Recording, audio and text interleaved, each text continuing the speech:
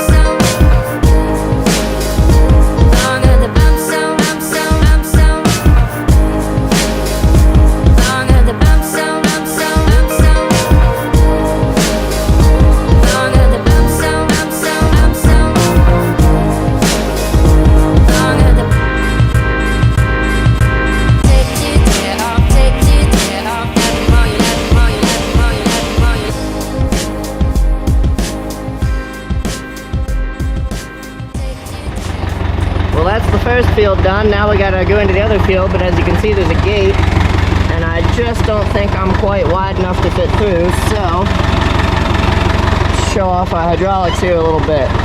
Yeah, buddy.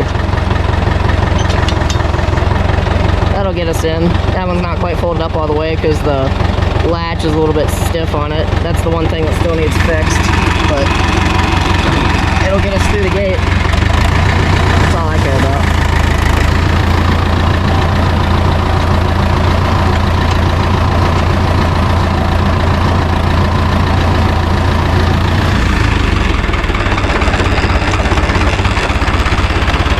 let's go back down.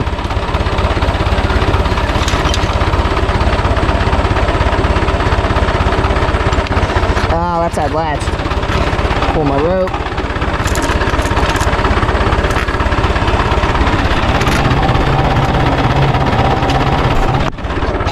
There we go. Perfect.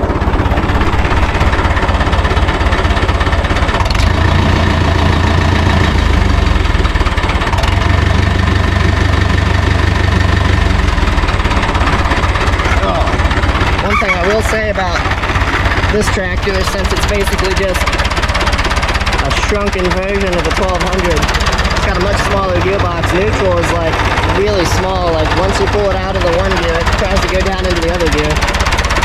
But it's all good, just takes getting used to. Yeah, I think the 1200 is a 3.6 liter diesel, and this is a 3.2 liter, so I mean, it's just, everything's just slightly smaller. Like, this doesn't have, the reason this badge is down here, or this decal is down here, is because there's not that space between this and this on this tractor like there is on the 1200. I'd have to do a side-by-side comparison, but just everything's shorter, the nose is shorter, that's what I'm trying to say. Everything's a little more compact. But, going good so far. The Tedder's running good, the tractor's running good. I already tried to kill the GoPro once. Maybe I'll put that clip in here, but luckily it survived and there's not even a crack on it. But I think I'm gonna finish this other field here on my own and just enjoy, you know, enjoy the equipment running and not worry about the camera. I think I already got enough shots for a good video, but I appreciate you guys watching, and stay tuned for the next video where we bale this field.